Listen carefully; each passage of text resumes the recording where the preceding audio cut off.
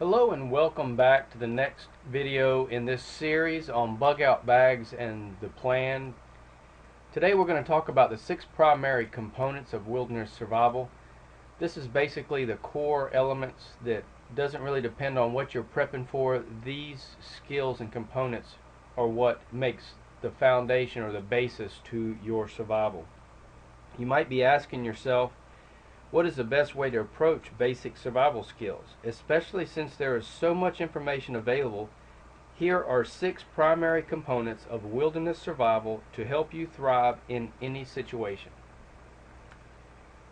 The first thing is probably one of the most important skills there are: your attitude. Your attitude determines how successful you are in a survival situation. The first of the basic survival skills might even determine whether or not you live or die. To start with, we want you to consider the rule of threes. A human can survive for 3 minutes without air, 3 hours without regulated body temperature, why shelter is so important, 3 days without water, and 3 weeks without food. The rule of threes provide a guideline of how to prioritize basic survival skills. First shelter, then water, and lastly food. Surviving a difficult wilderness situation also requires meeting many challenges while avoiding panic.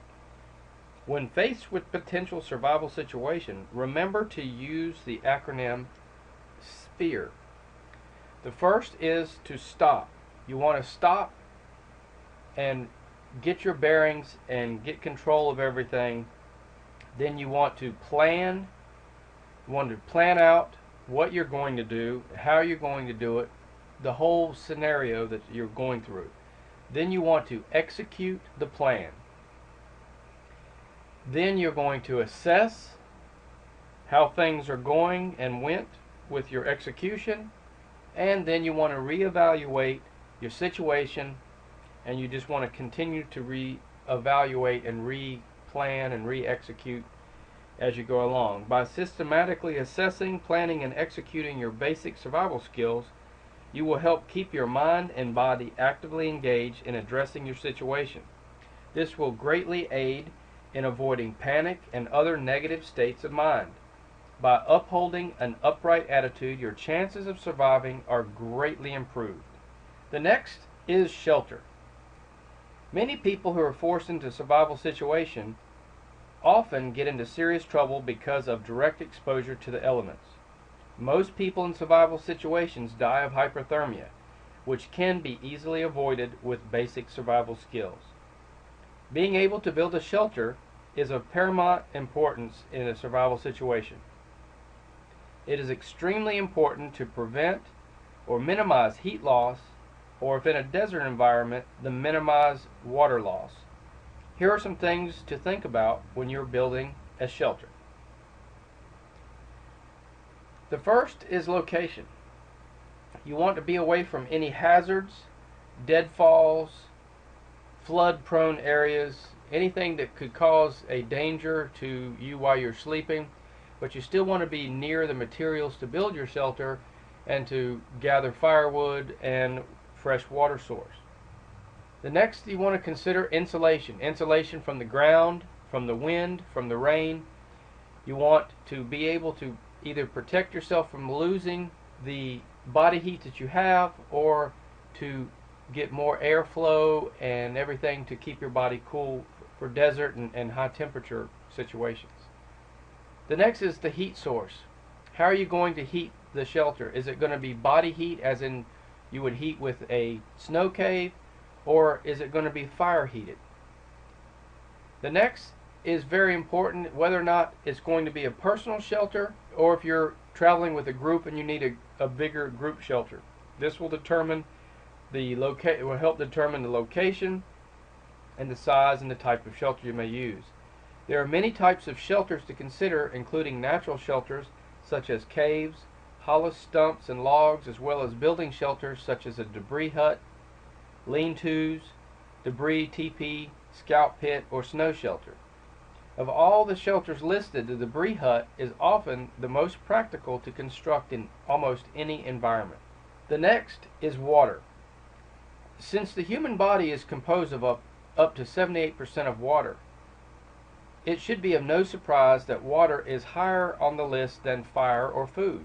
Ideally, a person should drink about a gallon of water per day. Many lost people perish due to dehydration and or the debilitating effects of waterborne pathogens from untreated water. In addition to waterborne pathogens, minerals and metals can be found in waters downstream from industrial plants and agricultural operations. The best sources for clean drinking water in the wilderness setting are springs, headwater streams, and collecting morning dew.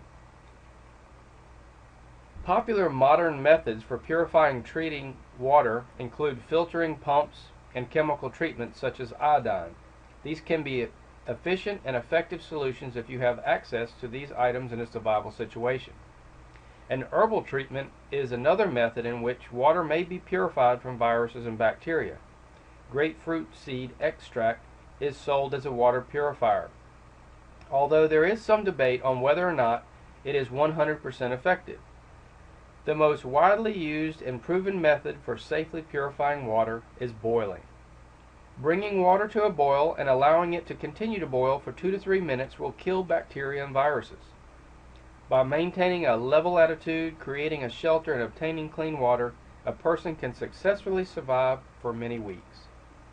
And that takes us to the next step, which is fire. Even though it is not directly a survival need, fire is one of the most useful basic survival skills. It can help warm the body or your shelter, dry your clothes, boil your water, and cook your food.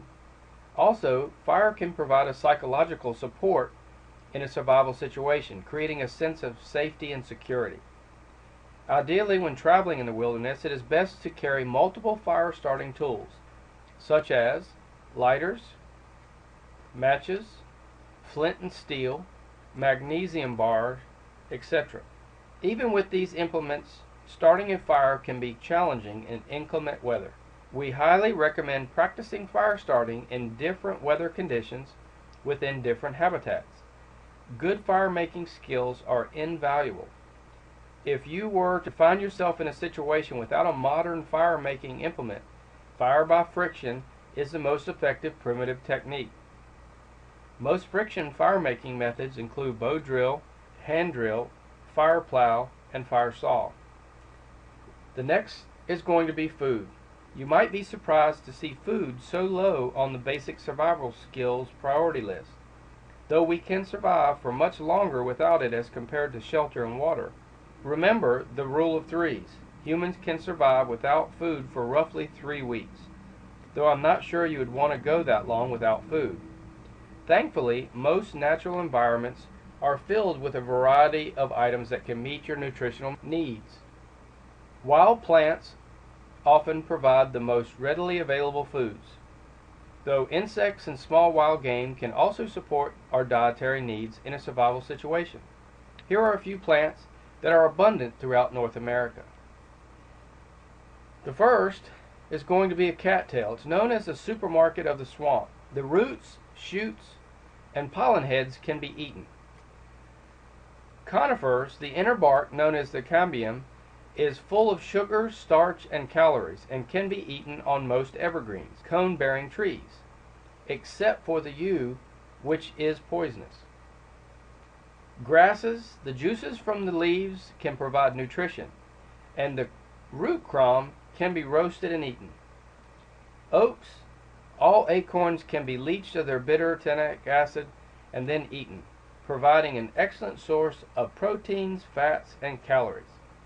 Be sure that you properly identify any plant that you plan on consuming. Use field guides and or guidance of an experienced expert. There will be some links for some field guides in the description box below.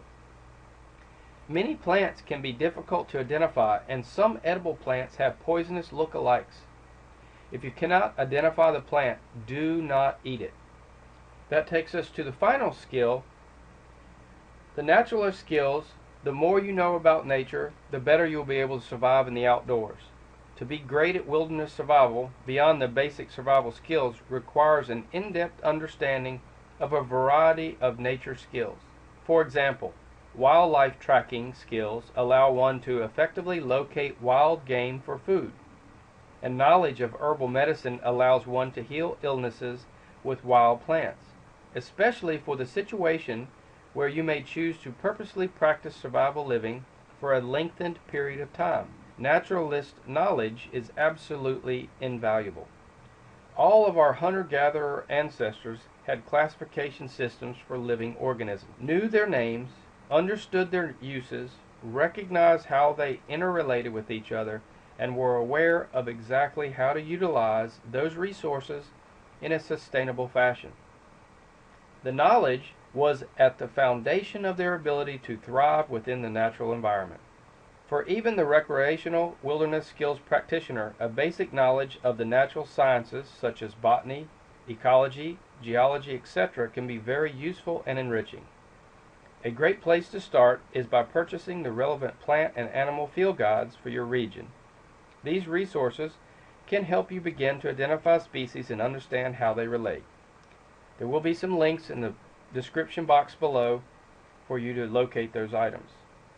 Now, with these 6 keys to basic survival skills, you are well on your way to thriving in your outdoors and your survival needs. In the next video, we'll talk about the next step, which is shelter. Like and subscribe, comment below. If you need to check out those links to order the plant guides and other different items, go ahead and do so, and we will see you next time in the next video. Have a great day.